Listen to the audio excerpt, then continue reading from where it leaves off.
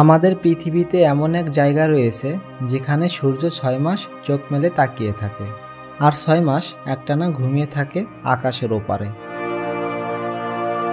একটানা বরফ, হাড় কাঁপানো ঠান্ডা আর মৃতপ্রায় নিঃশব্দতা, যেখানে বাতাস বয়ে চলে ঘন্টায় প্রায় ৩২০ কিলোমিটার বেগে আর তাপমাত্রা নামে পৃথিবীর শূন্য সীমার নিচে। এখানে নেই কোনো শহর, নেই সবুজ, নেই মানুষের কোলাহল, তবুও এই জমাট বরফের নিচে লুকিয়ে আছে ইতিহাস, মহাবিশ্বের রহস্য, এমনকি হয়তো জীবনের বিকল্প ব্যাখ্যা। হ্যাঁ, আমরা কথা বলছি অ্যান্টার্কটিকা সম্পর্কে। এটা পৃথিবীর শেষ এবং সম্ভবত সবথেকে অজানা মহাদেশ। তো চলুন পা রাখি সেই ভূখণ্ডে, যেখানে প্রকৃতি নিজেই একজন রাজা আর মানুষ কেবল এক পর্যটক। তো তার আগে অনুরোধ করব, আপনি যদি আমাদের চ্যানেলে নতুন হয়ে থাকেন তো চ্যানেলটি সাবস্ক্রাইব করে পাশে থাকা বেল আইকন বাটনে ক্লিক করুন এবং আমাদের ফেসবুক পেজে লাইক ও ফলো দিন।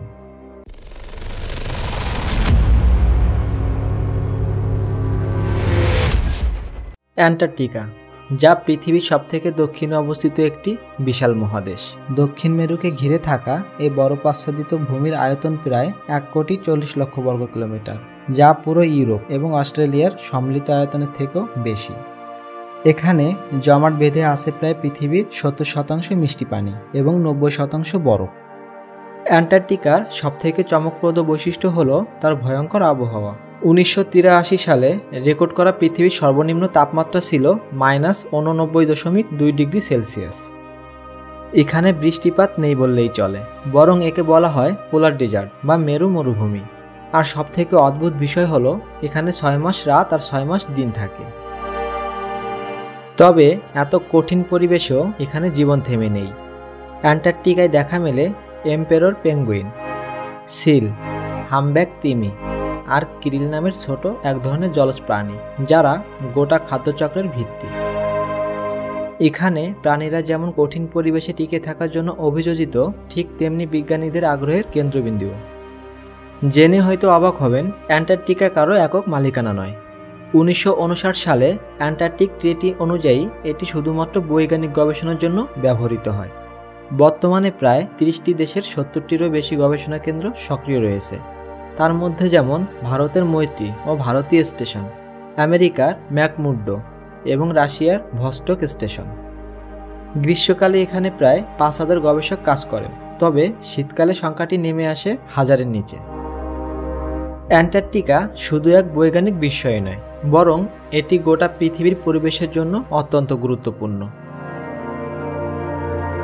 বিশ্বব্যাপী জলবায়ু পরিবর্তনের কারণে এখানকার বরফ দ্রুত গলতে শুরু করছে, যা সমুদ্রপৃষ্ঠের উচ্চতা বাড়িয়ে দিচ্ছে। এতে বিপন্ন হচ্ছে উপকূলীয় শহরগুলো, হুমকিতে পড়ছে লাখো মানুষের জীবন। তাছাড়া অ্যান্টার্কটিকার নিচে লুকিয়ে আছে হাজার হাজার বছরের পুরনো রহস্য।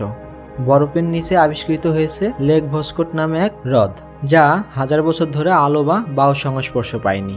এমনকি এখানে মহাকাশ থেকে পতিত উল্কাপিণ্ডের সন্ধানও মিলেছে, যা পৃথিবীর বাইরের জীবনের ইঙ্গিত দেয়।